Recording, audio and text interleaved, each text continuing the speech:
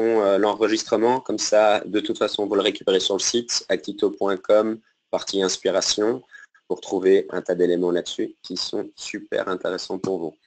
Alors, je propose de partir sur le petit agenda. Donc, comme je disais, j'ai la chance de pouvoir présenter à la place d'Alain la partie francophone également, même s'il est à côté de moi pour répondre à toutes les questions, et on espère qu'on aura un paquet de questions. Alors, sur l'agenda aujourd'hui, on va parler de notre nouveauté au niveau du Datamart Studio, le Digital Asset Manager. Donc, pour les gens qui ne savent pas ce que c'est un repositoire pour vos visuels, et on reviendra sur l'utilité de ça. Les templates de formulaires, et on parle bien de formulaires ici. Et alors, on fera déjà une présentation rapide de ce qu'on est capable de faire au travers de nos connecteurs e-commerce et les mécaniques en termes de ciblage que ça peut, enfin les options de ciblage que vous pouvez bénéficier grâce à ça. Alors, l'enregistrement, comme j'ai dit, sur le site. Je vous invite aussi à retrouver tous les enregistrements qu'on a fait de notre Webinar Tour avec l'utilisation des données, la personnalisation, la délivrabilité. Je vous ai mis les liens directement dans la présentation, donc le print screen de l'écran marche très bien, sinon vous pouvez déjà aller sur le site. Alors, plongeons directement dans le sujet. Donc, Datamart Studio, là, vraiment, et on va avoir une démonstration en live, mais c'est vraiment un point d'entrée où vous allez pouvoir retrouver la totalité de vos données autour d'un consommateur, mais également toutes les données qui tournent autour du consommateur. On va penser à des notions d'achat, des tickets de caisse, des magasins. En plus de ça, on pourrait penser à des notions de parents-enfants. Jonathan a un fils Nolan, donc ça, c'est ce que vous voyez dans les petites boîtes mauves. Le point central aussi vous permet d'accéder à tous vos canaux de communication. Là, dans l'écran, on a email et SMS, mais on peut penser évidemment à la push notification, au call center, au papier et tous les nouveaux canaux qu'on pourrait proposer dans un futur proche. Et à côté de ça, la partie qui me passionne le plus, qui est l'automatisation, donc la scénarisation de vos fameux parcours clients et de mieux comprendre et pouvoir desservir un message personnalisé à la bonne personne qui passera là-dessus. Donc ça sera vraiment le point 1. On fera, comme j'ai dit, un tour rapide au niveau d'une intégration qu'on a fait avec un outil ici, en l'occurrence Cloudinary, qui vous permet d'accéder à une librairie d'images, et ce, en dehors d'Actito. Alors, les avantages, c'est de pouvoir penser à ces différents canaux de communication. On n'a pas besoin des mêmes visuels en print qu'en web, par exemple. On a besoin d'images spécifiques pour du responsif et pour du desktop. Et donc, on est vraiment dans cette mécanique-là. Ça va permettre d'enrichir Actito sur une logique de bibliothèque de médias, évidemment. Et on reviendra sur cet exemple-là. Alors, nos fameux formulaires, et ça, c'était énormément de demandes qu'on avait de vous tous, clients et prospects, sur les notions de Preference Center. Alors, les formulaires ont toujours existé dans Actito, sauf que maintenant, on a essayé de leur donner une certaine typologie, une certaine structure, qui vont de l'enrichissement de vos bases de données à des mécaniques, je vais dire plutôt de landing page mobile et de Preference Center. Et là, vous avez un des exemples qu'on parcourra ensemble pendant ce webinaire également. Et alors, le dernier, donc, comme certains d'entre vous l'utilisent déjà ou le savent, on a développé donc une intégration assez poussée avec Magento et PrestaShop qui vont donc permettre de descendre dans des logiques de segmentation très très pointues, mais également d'accéder à des informations à travers ce connecteur. Alors, comme d'habitude, hein, alain.dress@actito.com pour les demandes de produits et tous vos ressentis. Et on aime vraiment bien aussi avoir le ressenti, bon et mauvais. Et le mauvais nous permet de devenir meilleur. Et à côté de ça, moi qui essaye toujours d'évangéliser autour du marketing automation pour ceux qui me connaissent. Donc voilà, ça c'était l'intro rapide. Je propose de ne pas perdre de temps et d'aller directement faire un petit plongeon dans Actito ensemble. Alors, petit rappel pour ceux qui l'oublient, mais donc un menu qui vous permet d'accéder à votre interface dans votre langue, un login, un password, et on est parti directement sur la démonstration. Donc là, je vais me loguer. J'ai plutôt un compte de type administrateur. Donc, c'est sûr que si vous voyez un peu plus d'options chez moi que chez vous, c'est possible.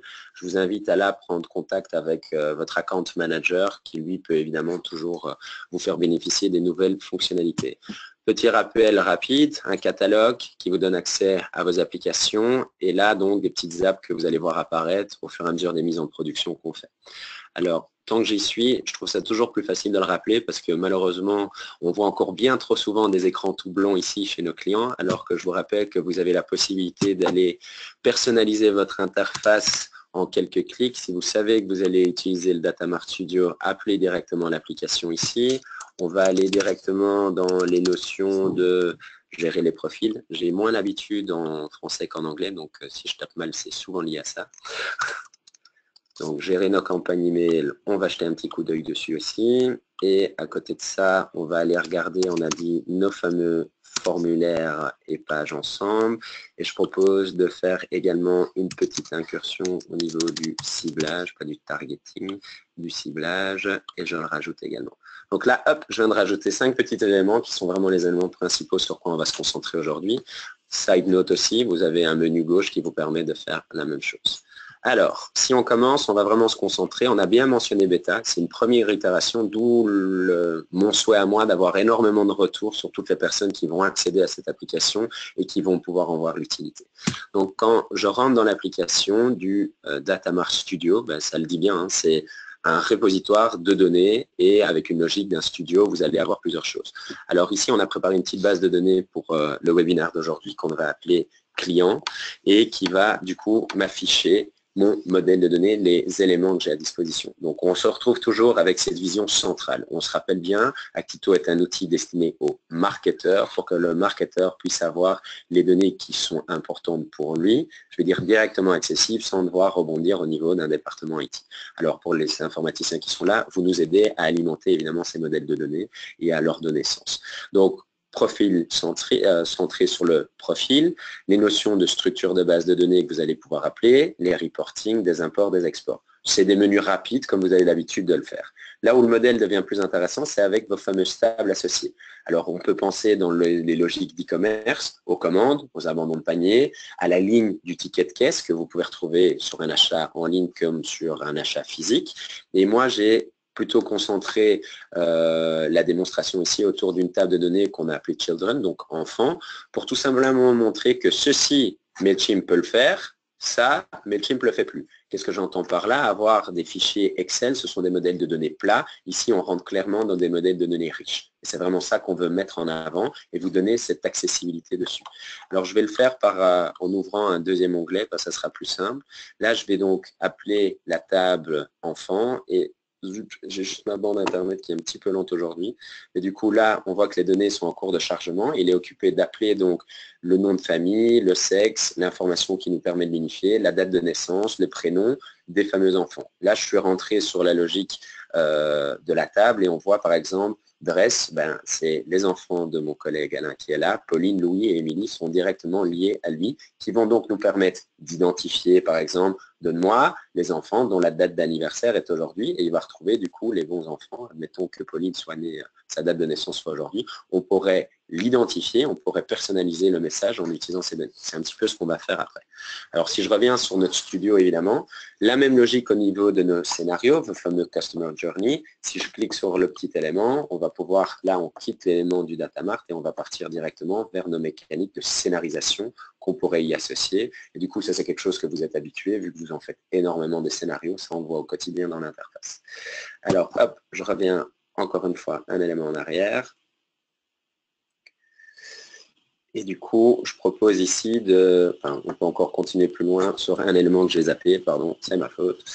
Donc, un élément, c'est que vous récupérez également vos canaux de communication. Dans l'exemple ici, on travaille sur 2 canaux qui sont l'email et le SMS et qui nous permettent du coup, depuis cet écran-là, partir directement vers la tâche de gestion des campagnes email, par exemple. Et ça me fait une super transition vers ce que je voulais faire à l'instant, qui était donc un petit email que j'ai préparé qui va permettre de voir la personnalisation, le ciblage, ainsi que l'appel des images de l'asset management. Donc, je rentre dans mon email qui est en définition, donc en brouillon, et on va reprendre chaque étape de nouveau ensemble. Comme ça, ça fait un petit reminder pour tout le monde, un petit rappel sur les différentes étapes. Alors, je sais qu'on a énormément de collègues français, et du coup, je suis sûr que vous travaillez plutôt dans du monolangue. Si je prends les problématiques marché Benelux, petit rappel, Actito est donc un outil multilingue. On se retrouve donc avec un expéditeur français, anglais, néerlandais, équivalent au sujet.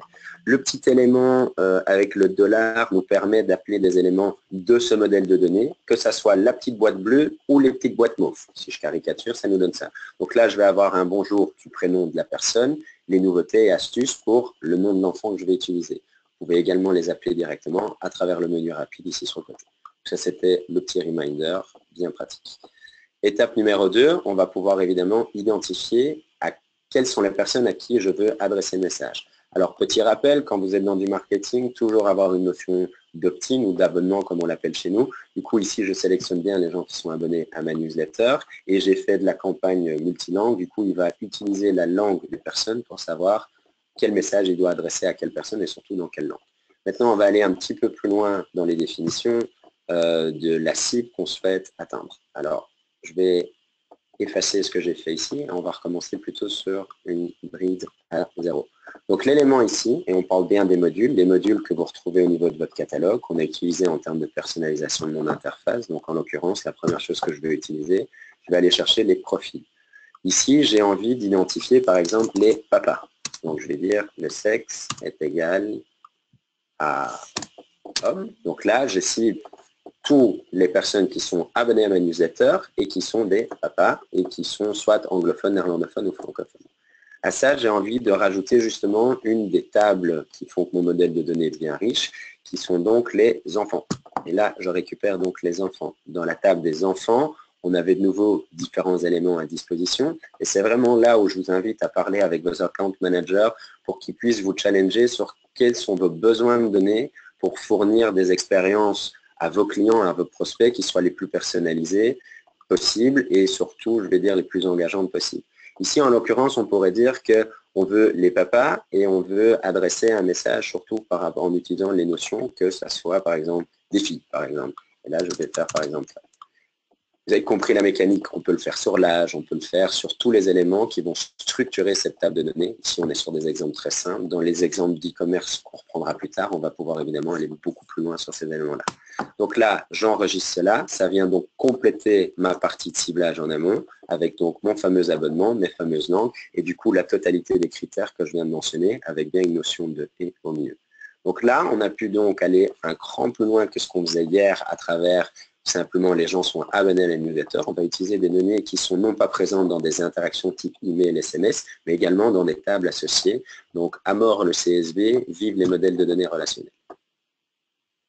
Étape 3, on va attaquer du coup maintenant le message. Alors, je suis un fan de baseball, moi, donc je vous ai monté une petite campagne ici en anglais, en français, en néerlandais. Donc, pour l'exemple ici, je vais rester sur les notions anglaises. Donc, je rentre dans mon éditeur.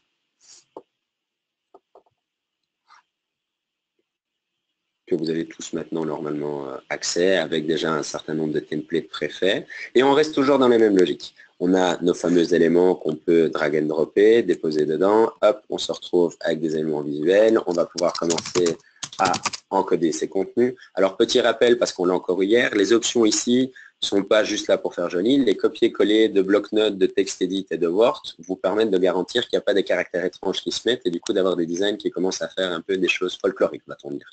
Bon, ici, c'était juste le petit rappel. Ici, je supprime l'élément. Le petit dollar, au même titre que ce qu'on avait mis au niveau de l'expéditeur et du sujet, vous permet de récupérer donc des éléments de vos bases de données au sens large. Ici, je vais donc bien personnaliser en utilisant le papa et j'ai envie d'utiliser une notion de kit name. Donc, je vais utiliser là la notion de l'enfant dedans. Donc, ça, c'est au niveau personnalisation. On vous a également parlé sur la possibilité aujourd'hui d'accéder à ce qu'on appelle un asset manager. Donc, on pourrait comparer ça à un Dropbox dans quoi vous mettriez toutes vos photos. Et du coup, l'habitude que vous aviez, c'était de cliquer sur le petit pictogramme ici et vous alliez charger une image que vous aviez au niveau de votre desktop, votre serveur interne. Vous pouviez appeler une URL. Petit rappel, on n'oublie pas de compléter l'expo par exemple. Les alt, ça fait toujours plaisir aux gens. Et le titre qui est bien votre donnée en termes de reporting. Ici, je refais donc la transition. Ça, c'est ce que vous aviez l'habitude. La nouvelle option, c'est le petit bouton que vous avez ici, choisir une image à l'aide du DAM. Alors aujourd'hui, l'intégration qu'on a fait est avec Cloudinary, ça peut être fait avec Binder, ça peut être fait avec d'autres outils. J'ai envie de dire petit email vers alain.dress@actito.com ou vers jonathan.wirman@actito.com, on évalue ou directement au travers de vos accounts pour que vous puissiez demain cliquer sur des éléments comme ça et vous voyez qu'on accède à un appel. Et bon, ici, j'ai évidemment l'effet démo comme d'habitude où je ne vois aucune image qui s'affiche directement. Et bref, en gros, là, je devrais avoir une image qui me permettrait de l'intégrer directement, je vais dire, dans mon visuel ici. Vous avez compris, les mécaniques sont les mêmes, ça permet juste donc d'avoir ces repositoires en externe. Donc ici, je vais vous montrer à quoi ça ressemble sur l'élément complémentaire, ça sera encore plus facile. Bon, il va charger, je continue la démonstration en l'occurrence. Donc là, il charge. Et j'ai oublié un élément, le Preference Center, donc nos fameux formulaires vont être associés à la fameuse phrase que vous voyez dans le footer. Je propose de faire la démo à travers l'email et je reviendrai sur l'intégration d'âme le temps que ma bande passante soit chargée. Ok. Ben, aujourd'hui, j'ai compris pourquoi ça ne fonctionne pas. C'est que le prestataire ne répond pas directement ou répond très lentement. Donc, le fait que je ne peux pas vous faire une démo seamless. Bref. On continue. C'est les joies du live. Jonathan, il n'a même pas peur. Donc là, on passe sur les étapes, un suivi de vos liens, c'est quelque chose que vous connaissez. On a de nouveau vu la notion du multilangue. Du coup, là, je prends bien l'email, le profil à l'adresse et je propose de prévisualiser l'email avant de me l'envoyer et de vous montrer les différents éléments dedans. Donc là, j'ai mon email qui devrait charger. Pardon, j'ai cliqué trop vite.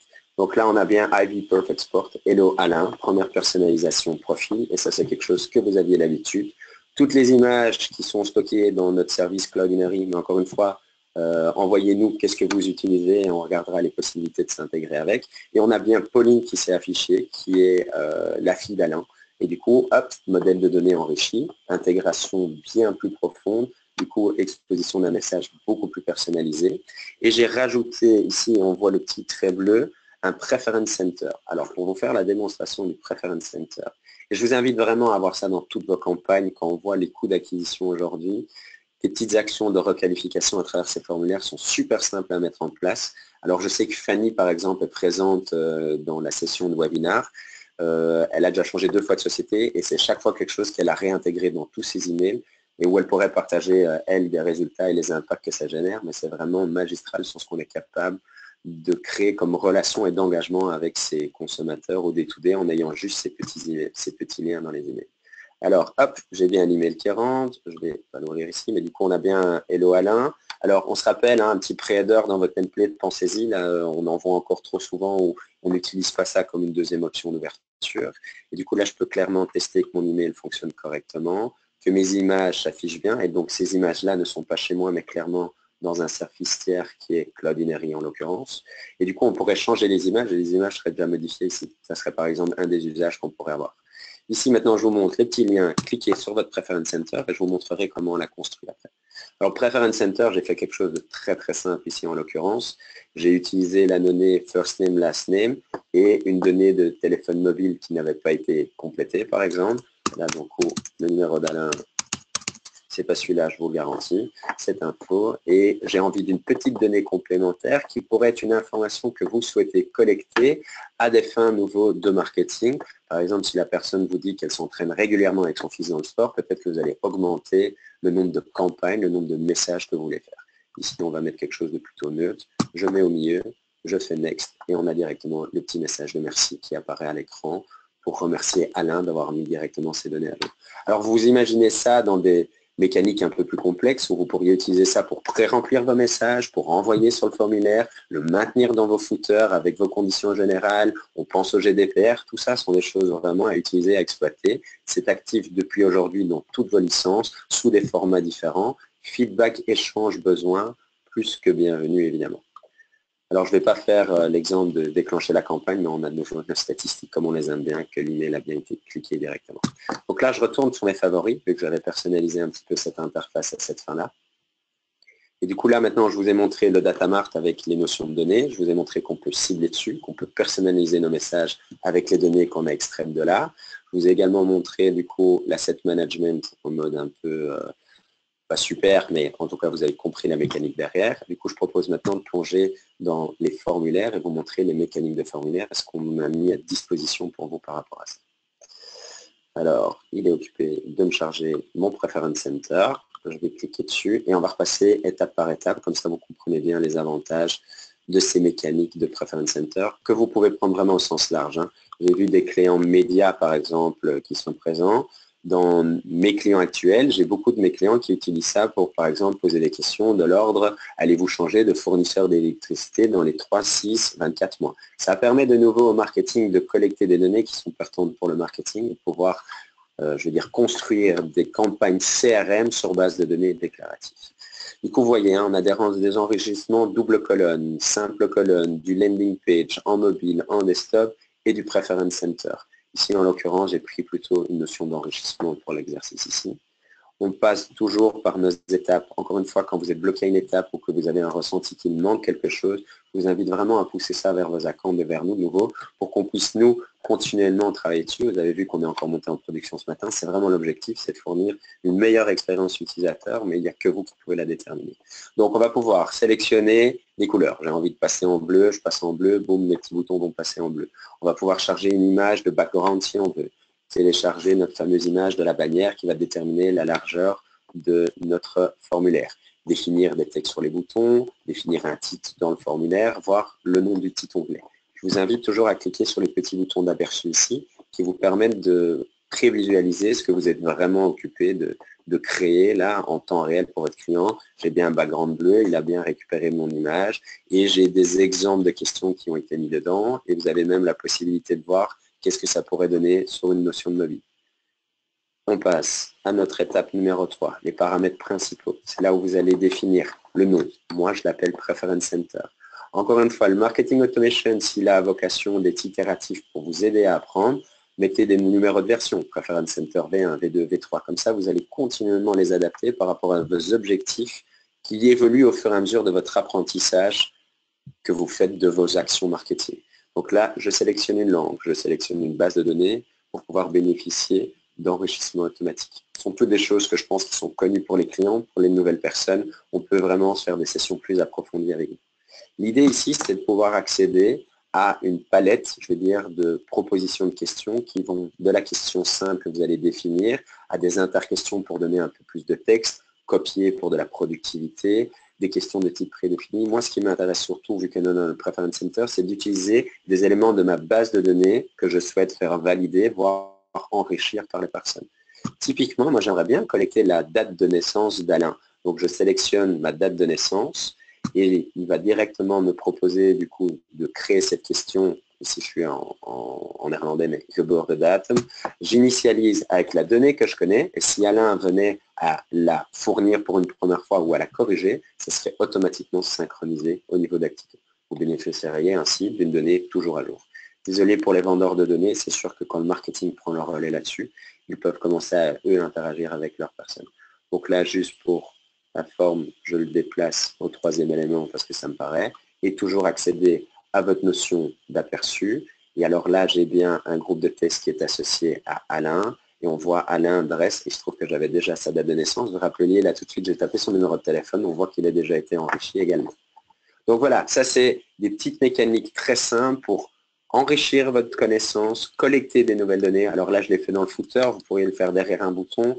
La créativité, c'est plutôt votre job à vous. Moi, je vous montre que vous avez aujourd'hui des éléments qui vous permettent en tout cas d'être sur ce qu'on appelle de la first party data, qui est quand même la plus importante, qui va vous permettre à certains de vous mettre en ordre pour le GDPR également. C'est tout ça qu'on voulait vraiment mettre en avant à travers des formulaires simples d'emploi et qui vous permettent d'itérer très très rapidement, je vais dire, dans des flux continus.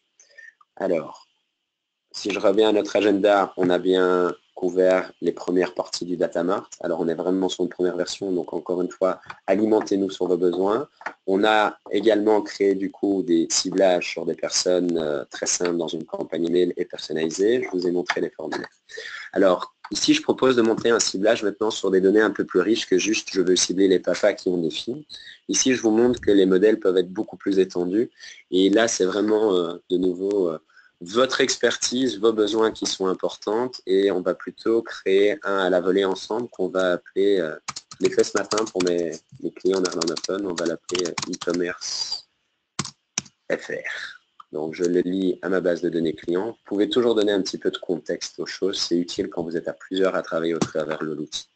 Donc là, je vais appeler un ciblage. Donc, la première chose, c'est que avec l'élément ici, vous pouvez récupérer la totalité des modules qui sont à disposition. Encore une fois, je suis dans un mode administrateur avec peut-être beaucoup plus de choses que vous.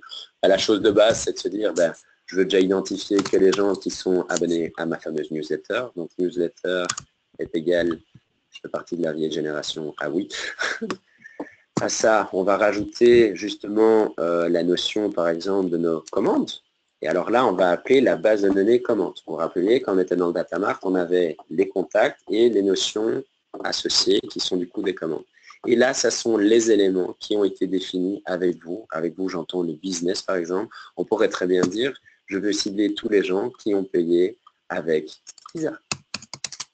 Aussi simple que ça, là je suis occupé d'identifier tous les abonnés à la newsletter et qui ont utilisé un mode Visa parce qu'aujourd'hui ça vous permet par exemple d'activer des points, épargner et cueillir par exemple, ou par exemple d'autres types de données. Et vous allez pouvoir compléter à chaque élément sur de nouveau ces informations qu'on a mis en place dans votre base de données.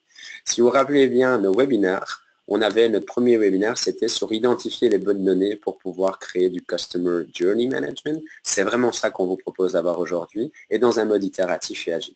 Donc là, aujourd'hui, je me suis tenu à des choses très simples, à voir jusqu'où vous allez vouloir pousser la complexité de vos messages marketing.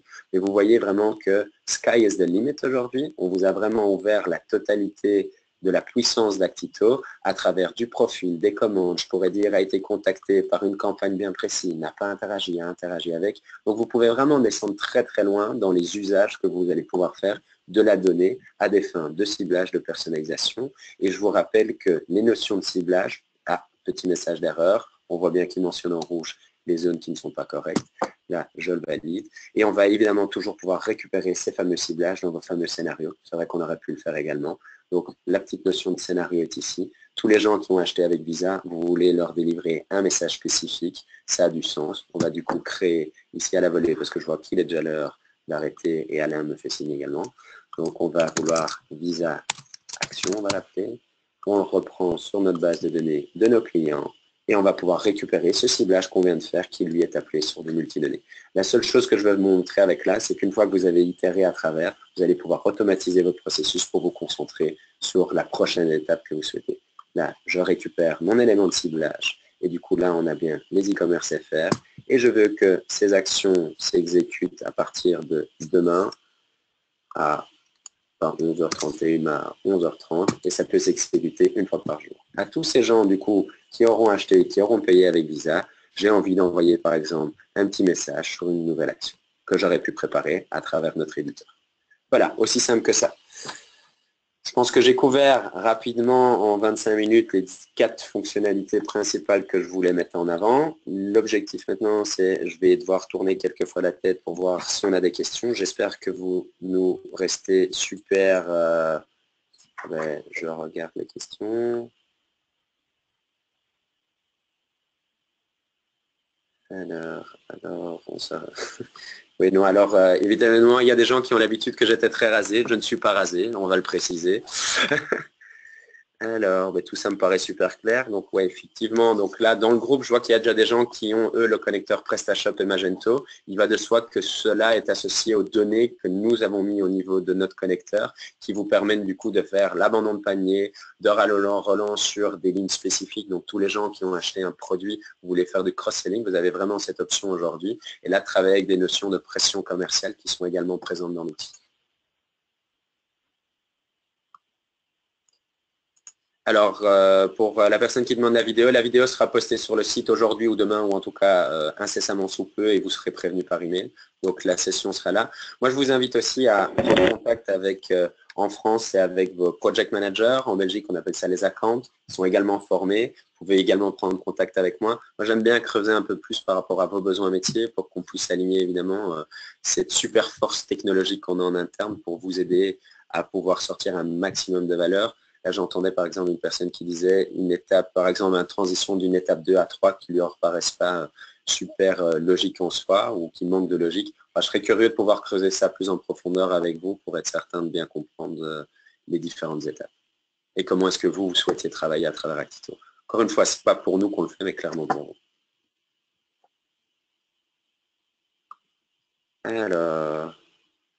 Alors les niveaux, alors très bonne question. Ici, j'ai une question pour savoir quelle est la profondeur au niveau des champs qu'on va pouvoir faire sur une base de données liée.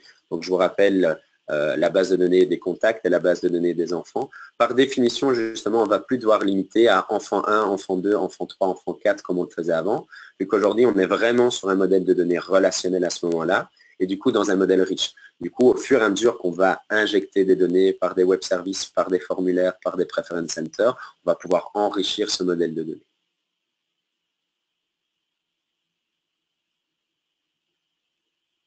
Ça répond à ta question, Fanny? Pour ceux qui ont moins l'habitude de ça, c'est juste qu'aujourd'hui, les modèles devaient être figés. Maintenant, les modèles deviennent dynamiques et riches sur base de vos besoins et de vos expériences. Alors, pour Monsieur Frédéric, connecteur Salesforce prévu. Alors, c'est dans la roadmap. Il y a plusieurs manières aujourd'hui de synchroniser avec Salesforce. Alors, en toute transparence, à travers nos API en REST. Et du coup, là, vous pouvez aller, je vais vous l'envoyer à vous en direct, api.actito.com, qui est une des manières, je vais dire, d'aller connecter Salesforce à Actito. À côté de ça, on travaille aujourd'hui avec de plus en plus de partenaires, surtout en France, par exemple, je vais dire, qui font ces connexions pour vous. Ou, je vais dire, la dernière option serait vraiment de travailler à travers des ETL et des synchronisations sur vos CRM. Donc là, Frédéric, je t'invite peut-être à m'envoyer un petit email sur quels sont tes besoins. Parce que moi, connecteur, on a des snippets de code qui sont prêts. On a la possibilité de travailler par des outils tiers. On pense à des Zapier, des PriceSync. On a nos possibilités API, voire ETL. Donc là, il faut un peu challenger le besoin. Quelles sont également les contraintes GDPR que tu espères avoir?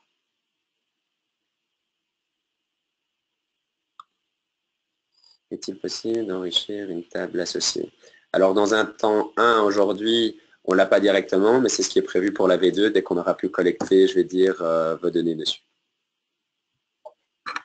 Ou sinon au travers de l'API. Donc, c'était, est-il possible d'utiliser des formulaires, typiquement pour injecter les données d'enfants, dans cette table directement? Sur la version qu'on a aujourd'hui, pas, mais d'ici quelques semaines, vous aurez également la possibilité d'associer ça à vos tables liées. Correct ce que je dis, Alain? Un peu plus long que quelques semaines. Aujourd'hui, ce qu'on a, on a le... Donc pour l'alimentation des tables sur le côté, je vais répondre à deux questions en ce moment. La première, c'est pour l'alimentation de tables sur le côté. On a les web services. On est en train de mettre en place des gateways, des connecteurs qui permettent de les alimenter. Magento, PrestaShop, c'est une alimentation directe de ces tables sur le côté. Et on va évoluer en fonction de vos besoins pour cette alimentation. On va aussi mettre en place un import à partir du Datamart Studio et la possibilité de faire des imports récurrents automatiques en déposant sur un FTP sécurisé. Sur la question de la profondeur, on peut avoir toute la richesse au sein d'une table. Et notre modèle aujourd'hui de table comprend trois types de tables. Le premier type est une extension du profil. Donc c'est un peu comme la fiche de profil, mais avec des éléments plus poussés. Et une table de référence, par exemple des magasins ou des catégories, et les tables des interactions, par exemple des achats.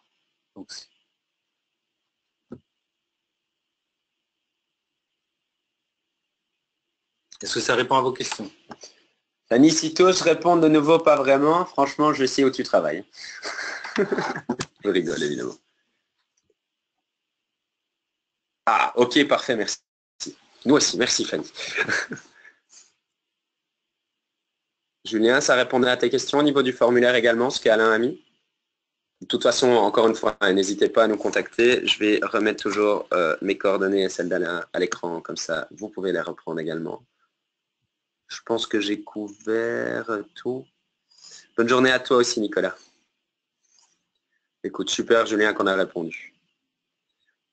Encore une fois, hein, on va rester encore une minute ou deux avec Alain. Si vous avez des questions, n'hésitez pas à en répondre on the fly, comme on dit en anglais. Ou sinon, vraiment, vous avez nos adresses et je vous pousse vraiment à communiquer un maximum avec nous. Alors, il n'y a pas de promesse là derrière, il y a juste qu'on veut vraiment s'appliquer ce qu'on vous vend tous les jours, c'est de la Customer Centricity. Du coup, on veut que vous soyez acteur. Vous êtes déjà acteur de ces développements.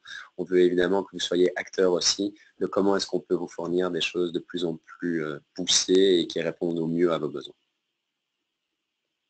Si j'ai pas de questions, je souhaite déjà une très bonne journée à plus d'une trentaine de participants qui étaient là aujourd'hui. N'hésitez pas non plus sur des sujets, si vous voulez qu'on rentre plus dans des topics type webinar comme on avait fait, ou plutôt plus en profondeur sur certaines fonctionnalités en termes d'usage, en termes d'opportunités métiers. Encore une fois, on essaye vraiment de trouver, nous, des pistes pour vous alimenter au mieux. Et Véronique, que vous ne voyez pas, qui est cachée dans le coin du marketing, est évidemment demandeuse de ce type d'interaction également. Je vous souhaite une super journée à tous en tout cas, et à très très vite.